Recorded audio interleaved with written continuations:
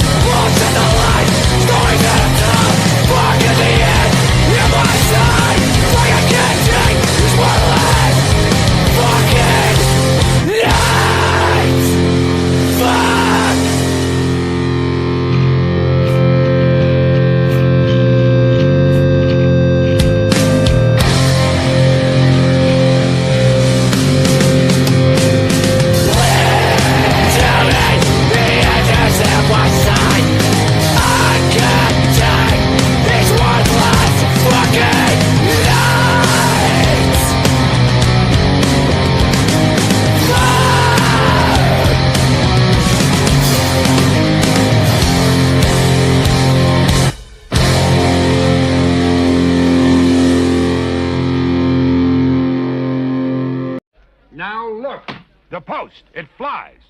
The news, look, Ma, no wires. The Times, blue bomb buzzes Metropolis. The Planet, we're sitting on top of the story of the century here. I want the name of this flying whatchamacallit to go with the Daily Planet like bacon and eggs. Franks and beans, death and taxes, politics and corruption. Check, mic check. What's up, guys? How's it going? 'Tis I, your humble host, Decrepit. Welcome to another Monday stream. This is Hangout with your Floppy, Monday stream number 4. We are here late night on a Monday.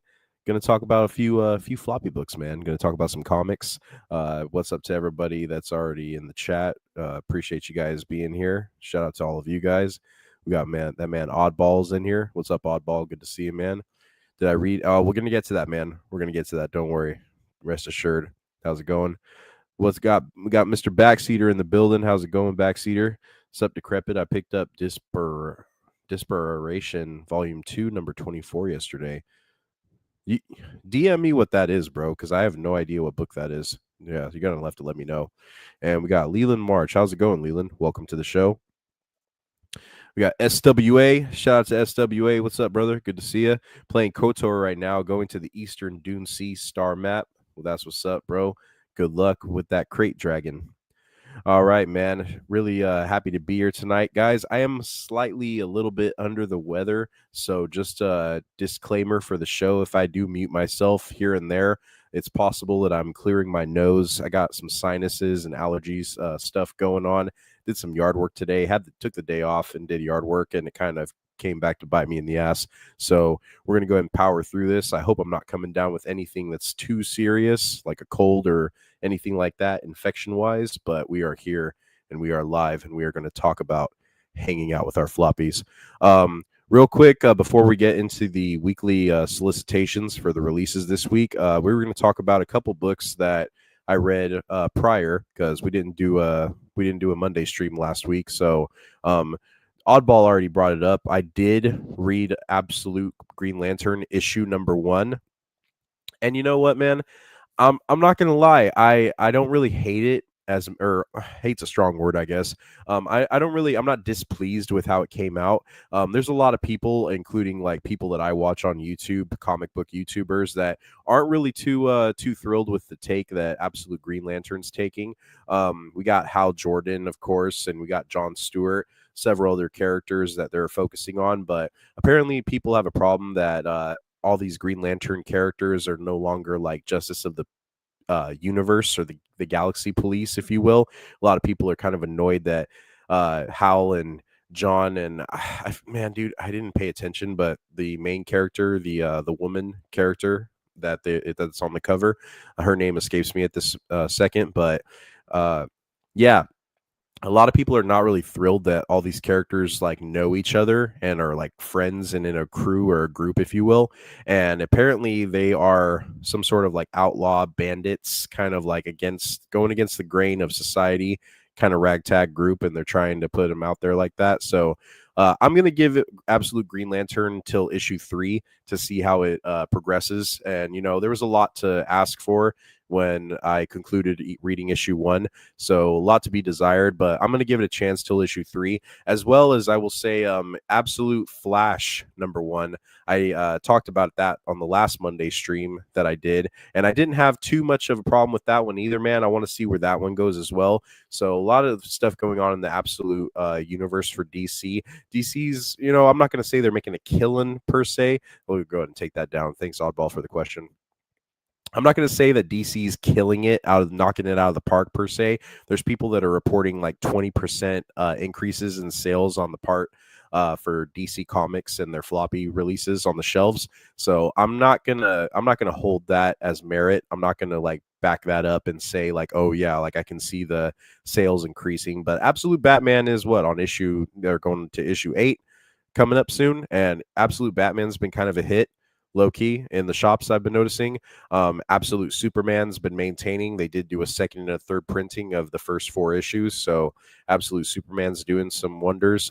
Speaking of wonders, Absolute Wonder Woman I've heard has also been doing all right. So lots going on with the Absolute DC universe, I should say. I am surprised that it took them this long to come out with Absolute Flash and like Absolute Martian Manhunter.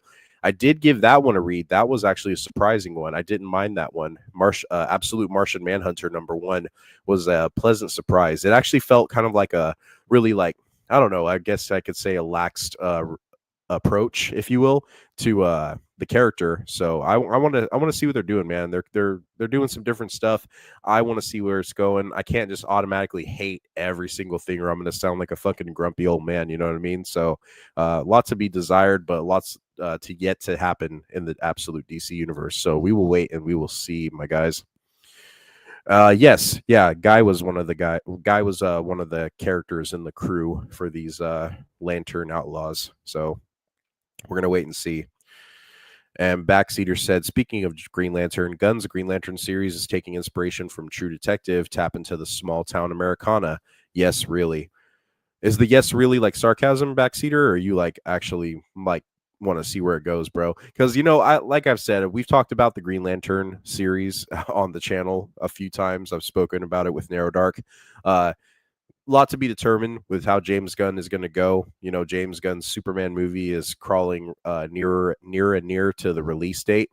We got July 26th, I want to say, is when his Superman film is dropping. So we're only going to know until it comes out, my man. Rumors and stuff like that, I don't try to hold on to them. Of course, we talk about rumors, but we will see what they do, man. So hopefully the Green Lantern series is that kind of approach to like a True Detective. I don't mind it because, it's saying like Jon Stewart's a bit newer to the core, and you got Hal kind of like being his like trainer in the service. So we're going to see how it goes, man. Lots to be desired, but we will wait and see. Sarcasm, because of all things Green Lantern could be taking inspiration from. Why that? Well, everyone talks about the Green Lantern, being like the quote unquote like galaxy police, the space police. They have multiple hundreds and hundreds, if not thousands of sectors in the galaxy where Green Lanterns are stationed, if you will. So we will see what they do, man. I want to see it. If it has like, I don't know if anybody's been watching it, but the show Reacher has been going on Amazon Prime, and they're in their 3rd season right now, and season 1 and season 2, not so much season 2, because season 1 I thought was a little bit better, but Reacher has been a pretty good show, and that has kind of like a, what's the word? Investigative tendencies. Reacher is a detective in his own right, investigative army veteran. So we will see, man. I want to see where it goes. I will give it a chance. And then we got Darth Luke. How's it going, Darth Luke? Shout out to you. Thanks for joining. This past week or two, I reread Cyberfrog Blood Honey, which is indie comic. I picked up OG Secret Wars Epic Collection and Craven's Last Hunt trade paperback. That's a good recommendation. Cyberfrog Blood Honey. I'm going to look into that. I'm going to write that down, Luke. Thank you very much for the comic recommendation.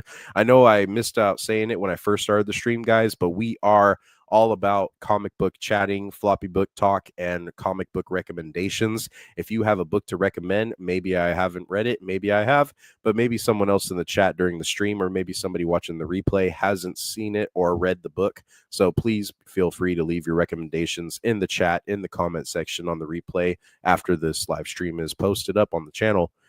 I would really appreciate you guys. We are a community, trying to build a community here, and that's what I want it to be all about, man. We are nerds and geeks at the end of the day. So, yeah. Appreciate you guys, though. Thanks for that recommendation, Luke. Decrepit, I just added you to cover to the floppy I bought on Twitter. Okay, man. Right on. Thank you very much. Thank you very much, Backseater. Shout out to you, bro. I'm glad you're in here. I needed a mod in here. Well, I don't need a mod, but I like seeing a mod in here. It's paused by. Yeah, I remember. Do you want me to call you Darth Luke now from now on, or do you want me to refer to you as pause and then say that? Whatever you want, brother. Whatever you want. Oh, but let me read what you said. It's yeah, Cyberfrog is a great choice for indie comics made from an actual former comic pro. Okay, man, right on. Cyberfrog Blood Honey. We got to look into that. Espada's latest video says long live Darth Paws. Right on, SWA. Good to see you in here. Real quick, excuse me, gotta blow my nose. Sorry about that, guys.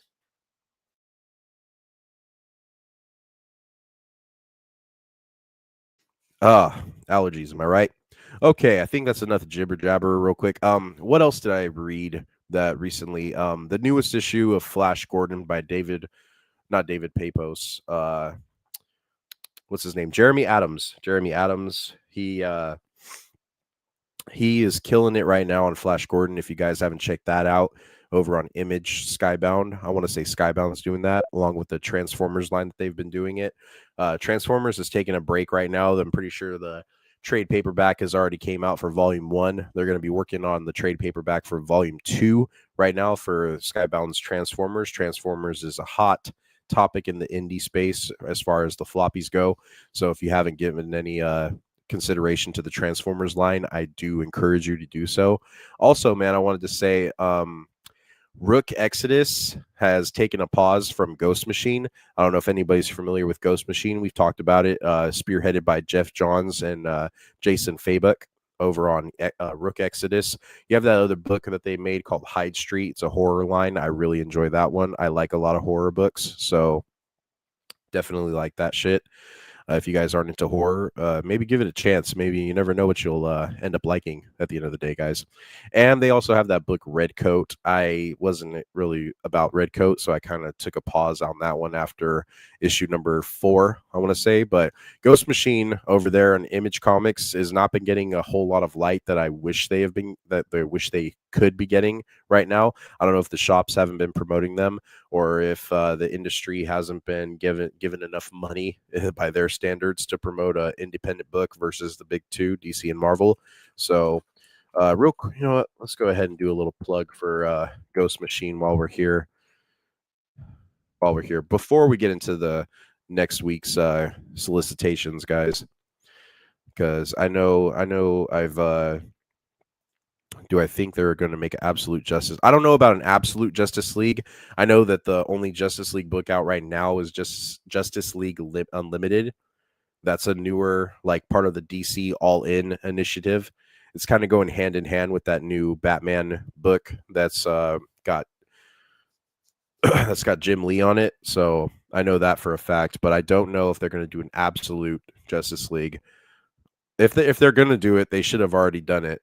If they come with it like at the tail end of the year with a number 1 for the Absolute business on that one, it's going to be a little bit late on my terms, I feel. So, but let's go ahead and share this screen before we get into this week's solicitations. We're going to go ahead and plug. Like I said, if you guys have not, Ghost Machine is backed by Image Comics. They have a few lines out right now. Such as Rook Exodus. You can pick up the first volume of the trade paperback right here. And Hyde Street number 5 was the most recent issue that had come out. They are on second and third printings of issue number 1 currently. And Geiger Volume 2 is in a trade paperback. Issue number 13 is going right now. Redcoat number 11. Hornsey and Halo, I haven't given that any read because that's not really my bag, so I kind of skipped on that one. But yeah, and you can get some interviews done by Jeff Johns and a lot of the other creators over here at Ghost Machine. So I just want to point it out. Oh, look, apparently they're doing a coffee blend. Everyone's doing a coffee, aren't they nowadays, guys? Really funny. But oh yeah, Junkyard Joe. I need to dabble into Junkyard Joe. No one ever talks about him. But yeah, anyway, I just wanted to plug them real quick. If you guys haven't seen it, please give them a look. See, follow them on Instagram or YouTube. They have a YouTube page with all of their trailers, really giving you previews into what they got cooking up over there. GhostMachinePro.com, guys. Just to let you guys know. All right. Excuse me on that. Change my name. Let's confuse. Thank you, Pause. Thank you, my brother. All right, let's go ahead and talk about the new books coming out. I know I didn't dwell too much on what I read because I didn't really read too many issues on the prior 2 weeks. I've been so busy. Of course, I don't need to scream it to you guys, but the 9 to 5 regular life has been pulling me away on different stuff. So, but we are going to play catch up this week. So let's go ahead and share screen. We are looking at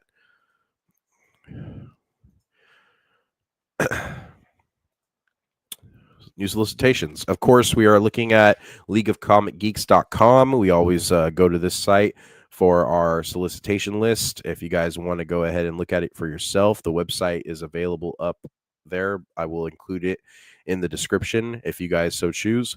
But let's go ahead and look. Like I said, Absolute Flash number 1 was a nice read. Absolute Flash number 2 is going to be heading this way, coming up this week on Wednesday. So that was actually pretty quick. Oh, it's saying June. I'm tripping. I am tripping. But Absolute Flash, I have high hopes. I want to see where this goes. You got their rendition of Boomerang, Captain Cold, and what have you. So I definitely want to see where it goes. We're following Wally West, a military kid. He became the victim, if you will, of a experiment gone wrong, like all good superhero and villains go through. And the synopsis right here reads for issue number 2, can Wally West outrun the rogues? Wally West is on the run from his dad and the rest of Fort Fox. And while his newfound abilities are terrifying him, he needs to find a way to use them to make his escape. But how will he handle the elite group his father has sent to bring him back? So I don't even know if I let on issue 1 that it was Wally's dad that sent the group of rogues after him.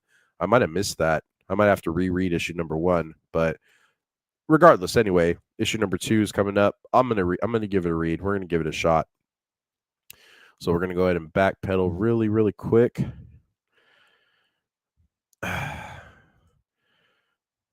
What up, Vex? How's it going, brother? Shout out to Vex in the chat. Good to see you, bro. Finally finished Deceived, almost finishing reading Cloak of Deception. Hell yeah, SWA. Good shit, bro. Good shit. We already said what's up to Vex. Good to see you as always. All right, you guys are talking to each other. I'll check out Absolute Flash. How much is the first issue? I haven't picked up a new release for DC in a while. So these floppies price out. Let's go ahead and click back on, or the prices right here. Like I said, I'm going to include the website for this page on leagueofcomicgeeks.com. The cover price for this one is $4.99. So about probably $5 and a little bit of change for tax. So yeah, under $5.50 for issue number 1, if you can find it locally at your LCS, a local comic book shop, if you guys don't know the acronym. So yeah, $4.99 for that one. A lot of the issues right now at DC have been the base price of $5 books, which is, I complain about it, but we're not going to get into it. But inflation on the floppies is insane, in my opinion. So we were going to go ahead. and scroll down. But you do have Ultimate Wolverine number 4 coming out. I'm not really reading anything from Marvel, so we're gonna go and skip that. If you guys are Marvel readers, if you want to give a chance to the Marvel stuff coming out, that is on you. But I kind of miss Marvel because they basically put out nothing but misses. So we're going to leave it at that. TMNT issue number 8 from IDW is coming out this Wednesday as well. You got New Gods number 5. Now, I haven't given any thought or a peek at what's going on with New Gods. I doubt that it has like the reminiscent kind of like feel of like the 80s New Gods stories. But right here, if you guys can see the cover good enough, Justice League Unlimited, that is part of the new DC initiative. So I'm not a fan of this pastel ass little kitty cover. That's kind of weird looking. So yeah, I'm not privy to this one, but maybe if somebody talks about it, we'll give it a chance. But other than that, I think I'm good off that one. Really quick before, oh shit, my bad, I left that up from the chat. Interesting look for Captain Cold. Yeah, that one's a good one, man.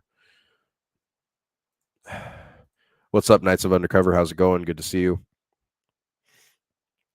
I just got a gift card for my LCS, so I'll check out tomorrow to see if they have it. Right on, pause. Hell yeah, man.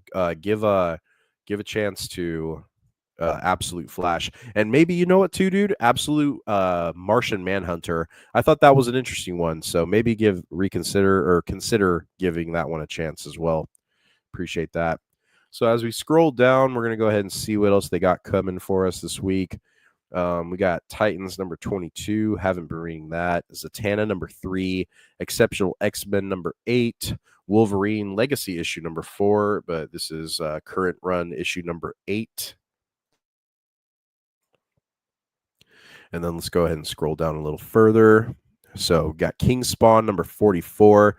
X Factor number 9. That's a little bit of a wacky cover. Red Coat number 11. Like I said, somebody in the chat, one of you guys, or somebody watching the replay might like this Red Coat book. It does kind of have the feel of like, I don't want to say like Pirates of the Caribbean, but it kind of has the vibe of Pirates of the Caribbean, National Treasure kind of feel. Like if you're a history buff, you'll like this.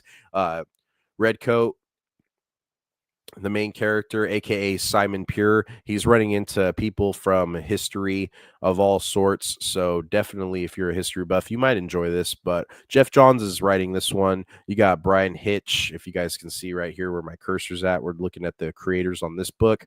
Inker is Andrew Curie, colorist Brad Anderson, and letterer Rob Lay. I think Rob Lay was also doing some work over at Mad Cave Studios. I think he was also doing some work. I may have read a book or two that he was on, but yeah, a lot of good creators on this book, but it just really doesn't speak to me. So maybe if somebody can change my mind on that one, we can give it a shot, a little bit of a better chance. And we're going to go ahead and scroll down. I don't know why it keeps zooming me out. Okay, never mind. It's not. DC / Sonic the Hedgehog. I saw this number 1 on the rack, but I'm not really big on crossovers of the DC Godzilla King Kong one that they did. I wasn't a fan of that. And as you can see over here now, you got Godzilla versus Hulk number 1. Marvel's kind of tapping into the Godzilla. Godzilla's all over the place. Godzilla's at Marvel. He's at DC. Godzilla's got Image books. He's got IDW books with crossovers. Godzilla's all over the place.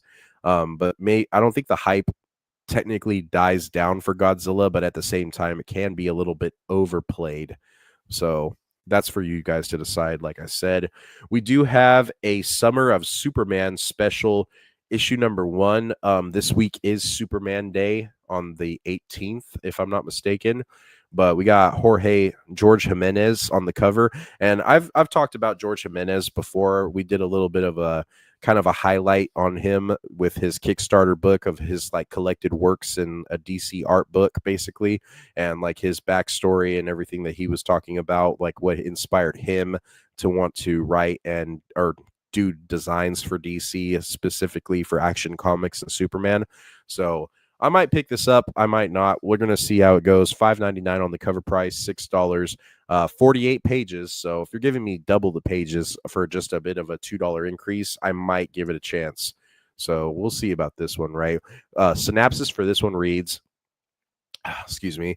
This is it. Spring into the summer of Superman. The Man of Steel and his universe of friends, family, allies, and rogues is in for some big changes. And it all starts in the Summer of Superman special, brought to you by Superman series architects Joshua Williamson. Shout out to Joshua Williamson. I kind of liked what he was doing for the last year and a half, 2 years. Mark Waid, Mark Waid, boo, Mark Waid. And making his grand entrance to the world of tomorrow, Dan Slott. This special oversized issue will set the stage for all major events exploding throughout the Superman titles. When John Henry Irons and Lana Lang take their vows, everyone turns up for the big day. But trouble is brewing on the horizon as threats from the past, present, and future kick off major new conflicts for the Superman family. Brought to you Stunning Life by the incomparable art of George Jimenez, and the Summer of Superman special is the ground floor to the most exciting action imaginable in 2025. Please excuse my stutter, guys, because of the sinuses and stuff, so it's kind of inflicting me talking clearly, so I apologize for that. But yeah, we're going to see how that goes. Superman special number 1. Another $1 increase on your weekly pickup, so we'll see how that goes. If we could scroll down right here. We're going to get into Legacy of Vader right now. But real quick, I'm going to check out chat just for a second. Absolute Mr. Freeze was insane. Was that? Yeah, Absolute Batman number 7. I want to say is they debuted him. Is that right, Leland? You can correct me. Who cares about Godzilla? To be honest, -1 was good, but Godzilla as a character is so. Oh, what? Pause. What? Really, bro? Really? Damn. Okay. I don't think Godzilla is a mid character. It's just he has to be utilized correctly. You know what I mean? Like I don't want to see Hulk versus Godzilla, dude. Like it always gets titled as like a big event, like Godzilla versus Charles Barkley, you know, shit like that from back in the day when they started those crossovers. But Godzilla is just he's a not to be ironic or play on words, but he is like a god tier, godlike character. You know what I mean? Godzilla is, he just is, man. And I don't know, when you're going up against a big old kaiju size monster like him, like there's not a lot that you could do. But I mean, you know, when you're doing him like Superman, of course, Superman could probably kill him. Hulk, maybe. I don't know how Hulk would fare against like the nuclear blast of that. You know what I mean? So we will see how it goes. Yeah, Mark Waid, no thanks. I'm set. I am good. I am good on Mark Waid. Fuck that guy. And by the way, that guy is writing and drawing Cyberfrog. He did Green Lantern Rebirth and drew some of Sinestro Corps, I believe. He also did way more in DC, but those are the two that I thought of. Okay. Right on. I like to hear that.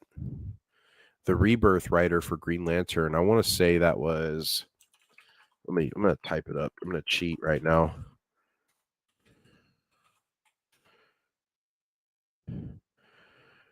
Written by Jeff Johns, illustrated by Ethan Van Sciver. No, that's not correct.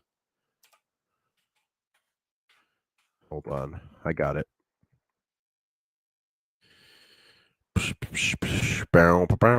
Where is it? Aha! I knew it.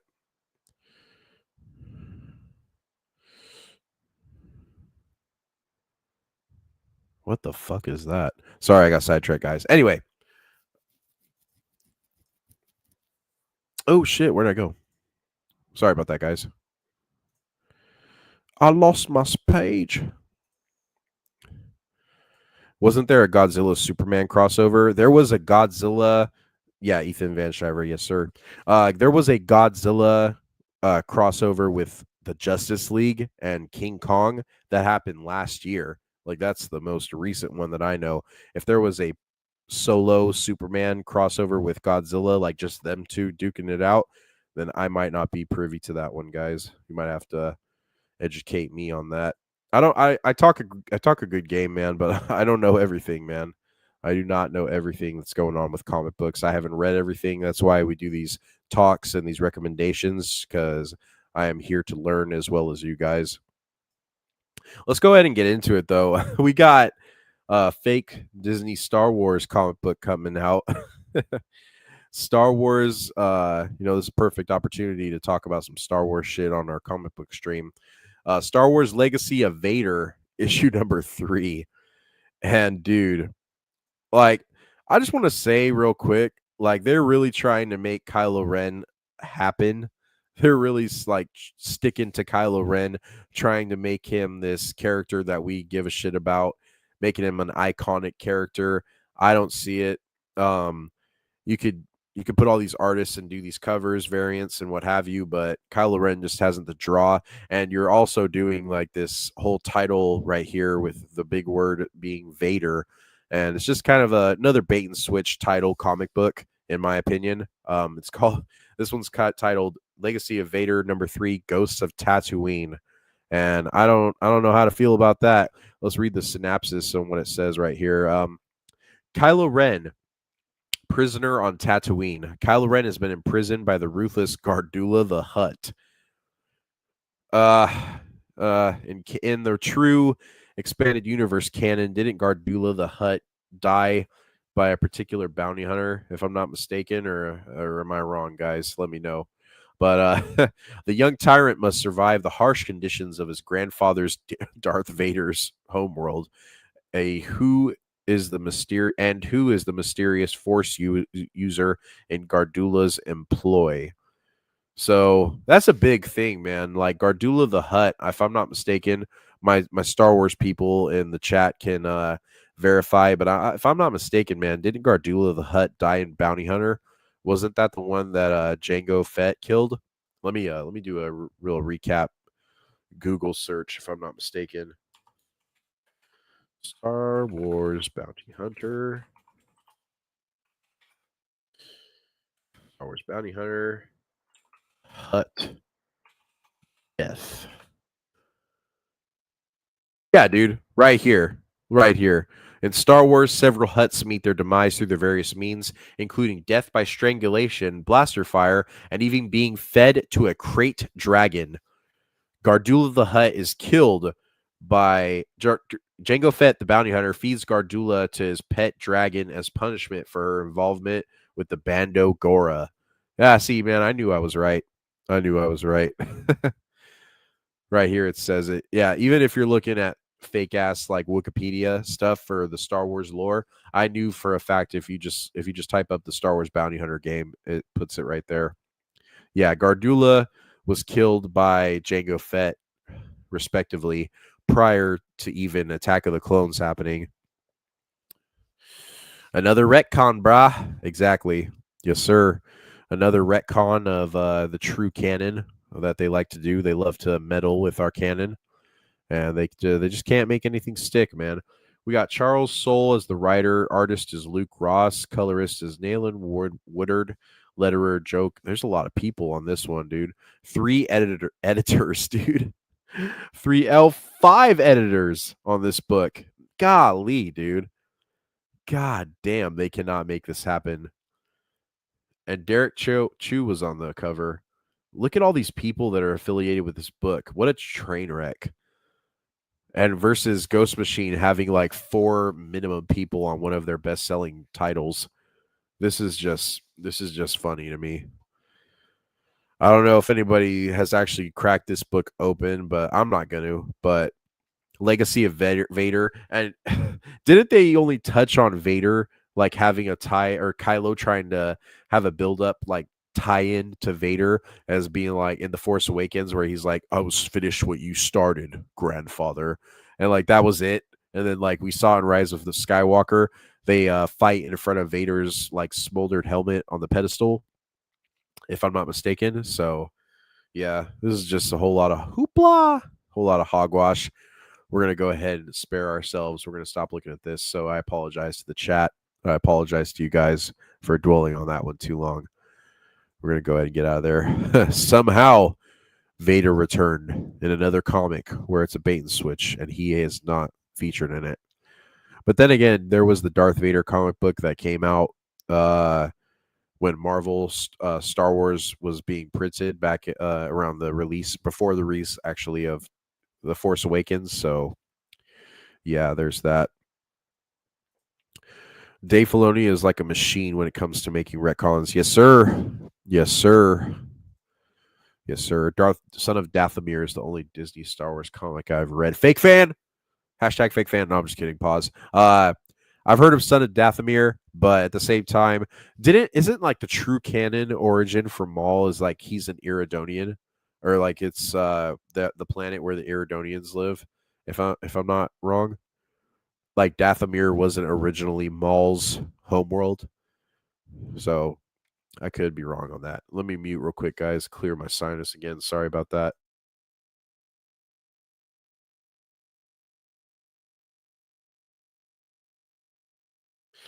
All right, we are back. Kylo Ren floats out Snoke's bisected corpse in front of all the First Order troopers, and it looks silly as all get out. What? No way, dude. Is that what they did in their book? That's fucking ridiculous. Kylo Ren sucked. Yes, he did. Fake character, fake lore character, fake canon. Maul was a street rat orphan who Sidious picked up in Iridonia. Yeah. Sidious found his mother at that market, and then he just because he felt like the presence of the Force within the mother and the child, but he also sensed like a kind of like a future tense of like what the capabilities of Maul could be. So he took a chance on him. So that was really good, man. That's in the expanded universe, Star Wars Darth Plagueis. If no one's read it, go check it out. They do a little origin for Darth Maul in that book on where Sidious found him. And Sidious practically raised Darth Maul. No one ever talks about that, Darth Maul was damn near like an adopted child to Sidious, even though that wasn't the intention of his purpose in Sidious' eyes. So, yep, that's the Dave. Yep, the Dave Filoni version is that he's from Dathomir. Let's just make them all from the same planet. And George can't do nothing. George can't do nothing. The Venomverse, yeah, we're gonna get to that. Sorry about that, SWA. It's kind of sidewind. You guys know how we get when we start bringing up, if Star Wars gets brought up, we talk about Star Wars for a day and a half if we need to. Kylo Ren also meets up with this dude who knew Vader, and he's just a head in a jar on a spider robot's body. Oh, one of the monks from what the fuck? I just read Dark Forces. Or I'm in the current reading of the Dark Forces trilogy on the audio tapes, and those monks, what are they called again? I can't remember everything, dude. Maybe I partake in the devil's lettuce too much. Yeah, the monks of Bomar. The monks of Bomar.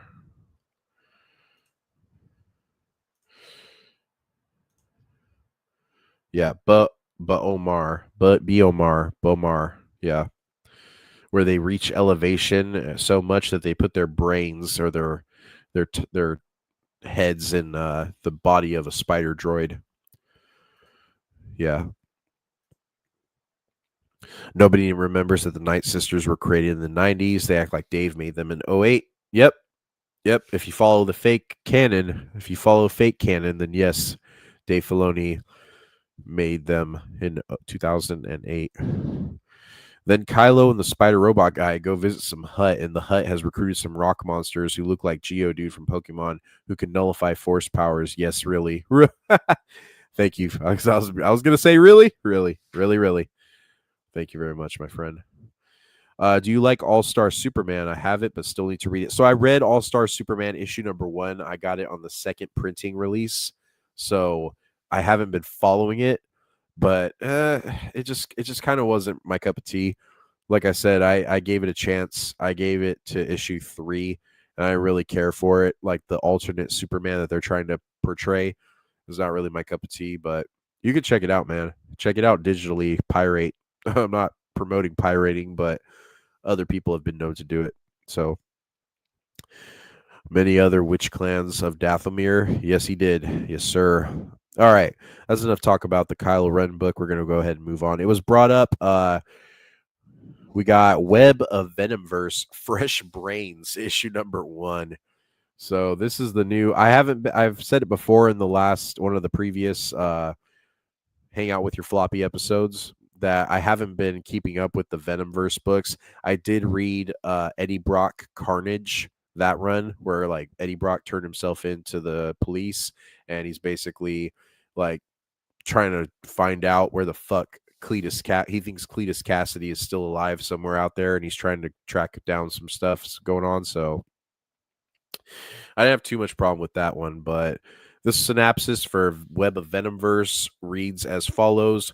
The Venomverse is upon us. The existence of venom and symbiotes across the entire Venomverse will be at stake if they go head-to-head with their spidery counterparts to defend the symbiote hive mind from the Spider-Verse. God, real quick, god damn, dude. So convoluted and just stuffed. Like, who's this little fuck right here? Who's that guy? Like, what the fuck is that guy? Anyway, that looks like the botchling from Witcher 3. You know, when you're doing that mission, if you guys have played Witcher 3 and you guys do that mission with the Baron and anyway, as an 8-legged fight creeps to the surface, meet the 3 new symbiotes who could put the spiders at the edge of their webs. Which of them was it? Which of them has what it takes? Could it be the devious Venom Mouse, the disorderly Katie Power, or the whole new Eddie Brock? Read and find out. 32 pages, $4.99. So if you guys want to give this a chance, go for it. That's two. Yeah, look at this, dude. What the fuck is? Oh my gosh, what's going on? Yeah, I'm not. This doesn't really draw me in. I'm not really a fan of multiverse characters. More and more debuts, more number ones. I'm not really a fan of this. But who's working on this one? Chris Eliopoulos, Matt Groom, David Dachmelshane, Erica Schultz, Travis Lanham, Chris Allen, and Dylan Burnett, Juan Jose Rip. Okay. Yeah, so if you guys want to read that, go check it out. Not really my cup of tea, but you guys can go for it if you so choose. All right, moving on. We got... Come on, bitch. Scroll down. Deadly Tales of the Gunslinger Spawn, number 5. Sam Wilson's Captain America, Black Captain America, number 4. Power Man. Oh, they're doing a Power... I didn't know they were doing a Power Man book. I'm good, though. G.I. Joe. Flash Gordon, number 8. Flash Gordon, number 8. At Mad Cave Studios. I highly encourage everybody give issue number 1 a chance, guys, if you can. And then we got All-Star Superman Special Edition number 1. I think that's just the All-Star variant cover of the same special that we talked about. Scrolling down further, we got a facsimile edition for Fantastic Four coming out. And then we have Usagi Yojimbo, 10,000 Plums, number 2. I Lie Popeye, number 4. And then we are getting an Action Comics number 1 facsimile, first appearance of Superman facsimile coming out for the Superman Day on April 18th.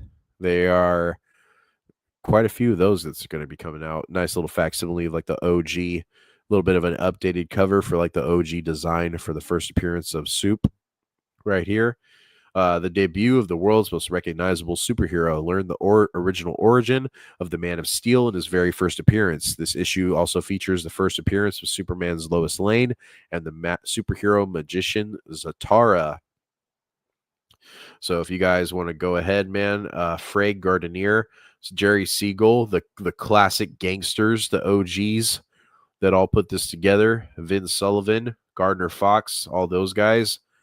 Shout out to all the legends that came before that brought us all these amazing characters, man. Shout out to all of them. Rest in peace to all of those guys.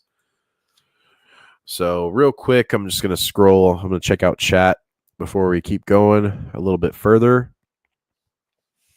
Filoni also forgot many other witch clans. Oh, okay, I already read that. I was gifted the trade paperback, so when I do read it, it will be in hand. Got you, brother. For All-Star Superman. Okay, yeah, give that a read. Venom trilogy, now a Venomverse comic where Spider-Man. I don't know, dude. I don't know. We were supposed to get Spider-Man, weren't we, in like the cinematic universe? Because Venom saw Tom Holland's Spider-Man on the TV, and I'm pretty sure that we were supposed to get Spider-Man and Venom meeting in the either the, I don't know about the Sony verse, but the MCU. I know they were trying to make that happen. Look how that worked out. All right, just getting to the bottom of like the mainline stuff. After you get like past like the main releases, then I'll, at this point, everything from like here down is all like variants and issues that are available for pre-order, special edition copies, and trade paperbacks. So we're not going to harp too long on those.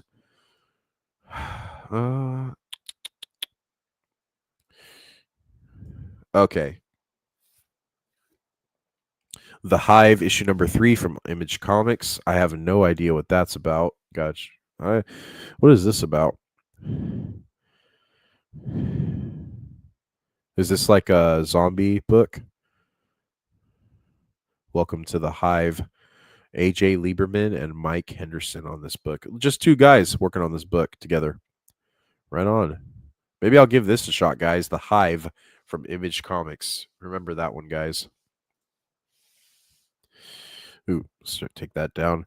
I'm currently reading the Dark Eye, Dark Elf trilogy. Okay. Nice. Dark Eye, Dark Elf. Eye, Dark Elf, guys, for the recommendation.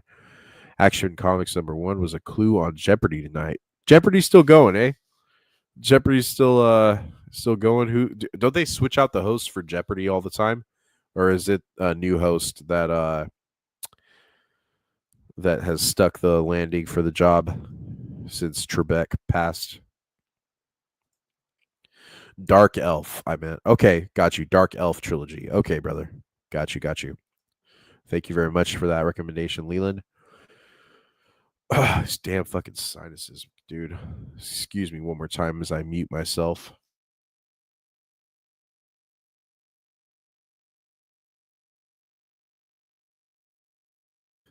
Okay. So we're going to go ahead and scrolling back down to our place where we were at. Oh, we're also getting a facsimile of Batman 615.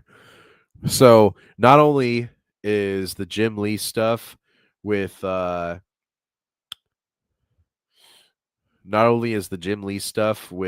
Loeb that's currently getting put out there being released, we're also getting the facsimiles of their older stuff, if you guys could believe it or not.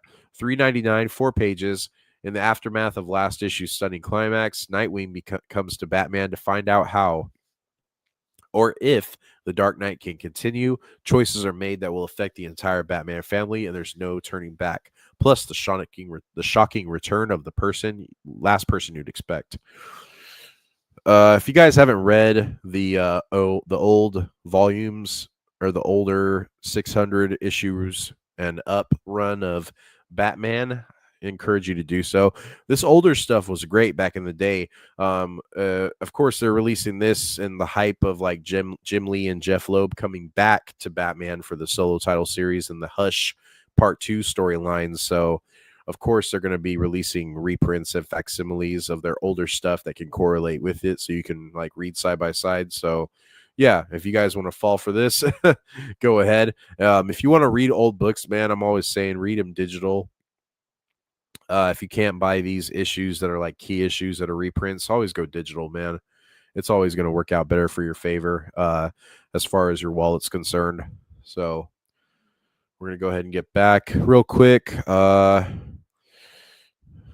They locked in Ken Jennings. Okay, got you. Oh, okay. You guys all know. I don't watch game shows really anymore, but sick.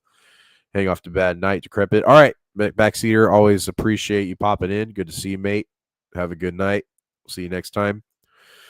What are the runs in the Batman 600s? I haven't read any. Well, you got the Hush event, and then you also have the Return of Red Hood, and then you also have the towards like Batman 666, 665. You got the storyline with Damian Wayne going on. So There's a lot of good storylines in the issues from like 600 to 675. The volumes of the trade paperbacks can be easily acquired, so look into those. Pause if you can, man. Return of Red Hood, the first appearance of Hush, and of course Damian Wayne's storyline. Would be cool to see more of Nightwing taking over the mantle of Batman temporarily. That's the thing that happened, man. That's the thing that's happened before. I forget exactly off the top of my head what issue. Let's look it up really quick so we can solve that. What comic issue did Nightwing become Batman? As Nightwing, Dick Grayson led the Teen Titans and the Outsiders. Following the events of Zero Hour, he temporarily replaced Bruce Wayne as Batman, beginning in Robin Zero of October 1994 and extending through Batman Prodigal Son storyline. Okay, so Batman Prodigal Son. Got you. And also, speaking of Nightwing, guys, if you haven't ever given any thought or time to Nightwing from the New 52, check those out. The Nightwing from the New 52 run was actually pretty decent. It was actually pretty good. Had to pop all my pop-ups real quick. And what's up, Narrow Dark? What's up, brother? Good to see you. Oi, oi, oi. Good to see you. One of my favorite Aussies in the chat. Always good to see you, mate. All right, we're getting towards the end of our talk for new comic solicitations.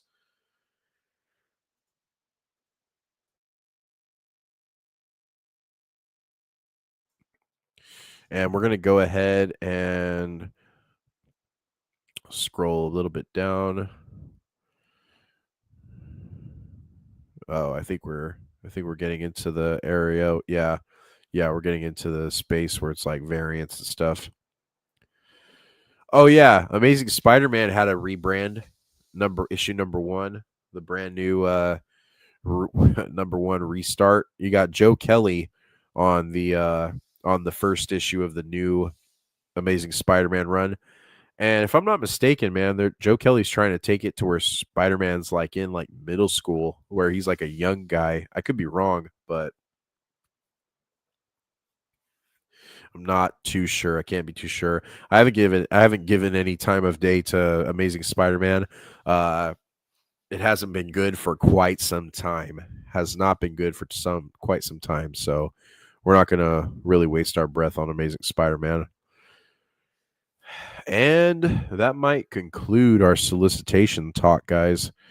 If I'm not missing anything, I know there's a lot of books, but there's only a few that are really like notable mentions, honorary mentions.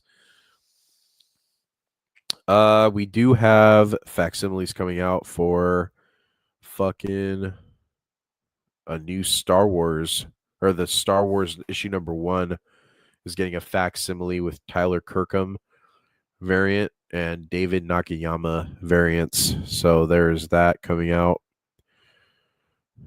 Is this Youngblood issue number 1? Is this like a... Oh, we're getting a new Youngblood from Rob Liefeld. Okay. I had heard talks actually happening, but yeah, Rob Liefeld's coming out with a new Youngblood volume, issue number 1. And this one says, excuse me, note, this series will be self-published and available only through creator Rob Liefeld at first, and for a slightly premium price due to limited print runs. And then in the fall of 2025, the series will be offered to be sold through stores as a traditional mass-produced market price point. Okay. Interesting. A lot of covers coming out for that one, of course. But yeah, Youngblood number 1 coming out again. Rob Liefeld's been in the talks of a lot of things, but off-topic question. Have you played the Spider-Man PS4 game? I thought it was really good. The Miles game and Spider-Man 2 weren't, though. Yeah, I share the same sentiment and the opinion that you do. The first Spider-Man PS4 game, it was pretty decent. I wasn't a fan of like the whole Mr. Negative storyline stuff, and a couple of the missions where you play as Mary Jane. That was really fucking weird. But I didn't have too much to bitch about and moan for that game. A lot happened in it, and you know what? I wish the boss fights were a bit better. They kind of were lacking. The stealth could have been a little bit tighter. But yeah, I definitely I can complain about a lot of few things, but it wasn't no like Tobey Maguire Spider-Man video game from back in the day. So definitely, I definitely played it. I thought the Mr. Negative stuff was amazing. Okay, right on, right on. But yeah, those MJ missions made me want to jump. Yeah, yeah. I was not a fan. And then when I saw like the previews for Spider-Man 2 for PS5, I did play the Miles Morales one, and it was just kind of I don't know. I don't know. The voice actor didn't match up with like the animated model of Miles. And I'm not really too big of a fan of Miles Morales as a character or like a Spider-Man replacement. I'm not too big a fan of that, so it didn't really appeal to me. I did play it, but it wasn't like really something noteworthy that I will go back and replay again ever. But yeah, thank you for the question. You can talk about that. That's a good one, man. But if there's no more discussion on comic solicitations, I think that will be it for this. I think we already went through everything at least I wanted to talk about. We're gonna go ahead and stop sharing the page for solicitations now, guys. We're gonna go ahead and why does it always do that shit to me? Finn was a garbage villain, cool tech and evil company. Yeah, yes, I agree, my friend. There's not too much to talk about, man, as far as like the extra stuff. If you guys have a topic that you guys want to hit, I didn't intend on this stream to be lasting too long. I basically had like an hour 10 minutes kind of idea in my head for this one. As you guys already heard me say, and you could hear you could hear me talk about, you can basically hear it in my voice. I am a little bit under the weather right now due to allergies and what have you. So that is the only downside. I know I missed the mark for doing Unlimited Tirade episode 7 last week. We went ahead and scrapped it because I had extracurricular stuff and family stuff going on. But I appreciate you guys sending your well wishes and all that. Appreciate the concern. Yeah, SWA, I appreciate that, man. He says feel better. Thank you, SWA. I appreciate that, friend. My man. You know what? I'll go ahead and share this. We could talk about this one real quick. We could talk about this topic. It's something that happened that has to do with comics, and somebody covered it. But let's go ahead and talk about it. Trump tariffs hitting the toy movie industries, and comics are exempt. Comics are spared from the Trump tariffs. We can go ahead and talk about this. Let's read this article real quick. Okay, let's scroll down now. The Trump tariffs have gone into effect, are hitting the action figure and toy industries as well as the movie business. Trump insinuated a strong tariff policy on foreign nations as a result of those nations having existing tariffs of their own on U.S. goods. The markets have been rattled to say the least, which saw Trump announce a pause on certain tariffs. However, things continue to escalate with China, the Trump adding additional tariffs now totaling 145%. 145% tariffs, guys, on China. Who doesn't want that, right? China happens to be the source of many goods in relation to readers of the site, includes action figures and toys, comics, and the movie industry. The comic book industry, oh shit, scroll too much. The comic book industry is currently safe and is exempt as printed books are listed on the tariff exception list. Hello. So for you guys that buy toys and collectibles and what have you, like the new stuff, you guys are going to probably be not liking this news that you guys have to come a little more out of pocket.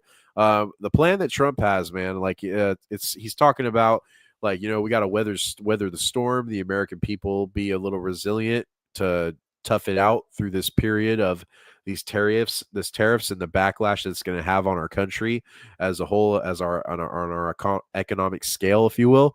But it's nice to see that for those of us buying our comics, we're not going to get a sudden price hike if we're religiously buying books every week at the shop at the LCS.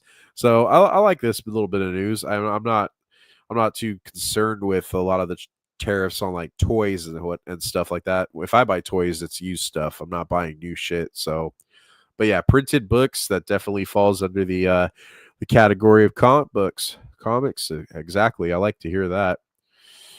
We get the word about Trump tariffs impacting the toy market via BigBadToyStore.com, who issued the following statement about orders and pre-orders where they will be raising prices upwards of 40%. Joel Boblett, founder and president, wrote a statement posted by Toy News International on April 10th that in part states, I'll scroll down a little bit. I'm writing to share with you how we are working to handle the rapidly escalating tariff situation. I want to be transparent and honest with you about the impact of these tariffs. This is a complex situation, so I apologize up front for the length of my note, but I feel it is important to be as clear as possible in this difficult time. For 25 years, we've operated as a family-owned business under a 0% tariff rate. Several months ago, on a 10% tariff was enacted for goods made in China. It was then doubled to 20%. In April, a 34% tariff was added to the total, bringing us up to 54%. Last night, another 50 was added. And today, April 9th, an additional 21% was added, bringing us to 125% total tariffs on Chinese goods. Excuse me. Vietnam was subject to a 46% tariff, but it appears it has been reduced to 10% for the next 90 days. These two countries manufacture 90% of the goods that we sell from the Bad Boy Toy Store. Well, hey man, maybe you should be a little more American based, American grown, dude. Maybe you guys should be making your own toys. This is unfortunately going to result in retail price increases on products impacted by the tariffs, including new and open pre-orders. We are working hard to minimize. I can't talk today, guys. I'm sorry. These increases through discussions with our vendors, deploying the most efficient importing processes, and ultimately sharing directly into the financial pain. I'm heartbroken to have to do this and hate this tariff situation. Yeah, man. Yeah, God forbid that you have to come out of pocket for all your expensive ass toy selection to make your own shit. God forbid. We're devastated it has come to this, so we'll continue to work hard to minimize the impact to you. Yeah, but he also says they're raising the prices between 15 and 40%. That is crazy. I'm not going to read this rich guy crying anymore. I think we get the gist of it. But he says right now at the end, I absolutely hate increasing prices to you, but the tariff situation is beyond our control. If tariffs are reduced or removed, we will reduce or remove the tariff surcharges on orders accordingly. My pledge to you is that we will be fair and we will share the pain of this. Share the pain. The rich people. Oh my God, dude. Just look at that. Like the nerve that these people have to say, we share the pain of this. Fuck you, man. Fuck these rich fucks. I'm tired of this, man. I assure you we're already feeling significant economic and business disruption pain from these tariffs. We will continue to work hard to serve you with the quality and customer service level you expect as we navigate through this difficult time. That sounds like a fucking COVID disclaimer or a letter from a company going through COVID changes. I swear. But yeah, the tariffs are affecting all the plastic production, all of the toys coming out into the U.S. So maybe that will kick a lot of these people in high gear, and all these CEOs and elites that run these companies can get off their ass and basically change up something and do something about this. And let's start manufacturing our toys and everything that Americans are trying to purchase. Let's do it here. Let's make it in America.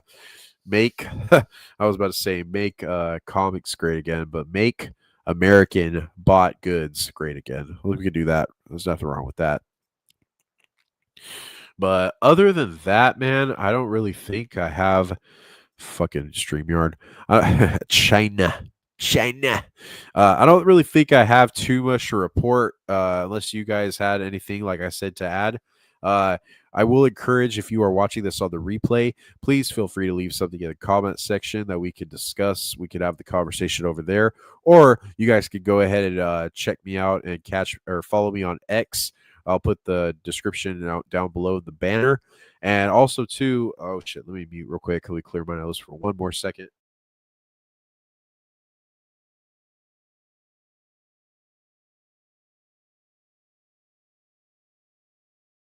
All right, apologies. So follow me on X if you can, guys, at the Decrepit One. My name Decrepit is spelled the same. And also, too, I wanted to point out on April 24th, the big day, we are doing the Unlimited Tirade Revenge of the Sith anniversary special. We will be talking the movie. We will be talking behind the scenes stuff. We will be talking about the book, the novelization, if people in the panel that I'm going to have put together know about it. We will be discussing everything Revenge of the Sith, including merch line. We'll also be talking about the toys as well. So if you guys are interested in that, please go check it out. Check us out on April 24th, excuse me, please. And we're looking to hopefully have like a 4, maybe 5-hour stream on that night. I'm encouraging everyone that's going to be joining that stream on the panel to hang about and relax, have a good time, talk some shit, talk about the movie. And we're not going to be going to see Revenge of the Sith in theaters in protest to Disney re-releasing our classic films just so they can squeeze some more money out of us, because none of their shitty Star Wars is drawing enough people in. That is the mission. That is the plan. Always defending George Lucas's original Star Wars as much as we can. So I think with that being said, we're going to go ahead and probably close the stream, close it for you guys tonight. SWA, appreciate you always, man. I appreciate you in the chat. Darth Pause, appreciate you popping in, man. Narrow Dark, always good to see you. Backseater was in here earlier. Always good to see you. Leland, good to see you, man. If you're catching this on the replay, like I said, man, leave a comment, leave a like, share the stream. If you guys want to expose some people to some new comic books that maybe they haven't read, maybe somebody's never picked up a floppy book or a comic in their life, and you want to get them into the hobby. I encourage you to be careful in getting certain people into the hobby. If you have like an addictive nature, comic books are definitely something that is a nice thick needle to shoot into the vein that is your wallet and your bank account. So excuse me, definitely check that out. Narrow Dark, always happy to see you in the room, brother. Thank you for being here. So apologies again for the short stream, guys. I hope I entertained you guys enough for the time that I was here, and we're going to go ahead and bow out, and we will see you next time on the Decrepit YouTube channel. Thanks again for being here, guys, and have a good night. Writers had. And all they care about is, how can I put myself in the book? No, we don't care what you would do if you were Iron Man. We don't care who you are. You're writing Tony Stark. You're not writing yourself in a book. If that's the case, write your own comic with you in it. No one will read it because nobody cares. People grew up, are growing up loving Peter Parker, loving Miles Morales, loving all these Captain America. We don't need you to put your input in it. Just write Steve Rogers. Don't write Steve Rogers. What would Steve Rogers be if I was Steve Rogers? That's not how it works. But that's again how most of these new people write nowadays. That's why most of the stuff is shit. I can't believe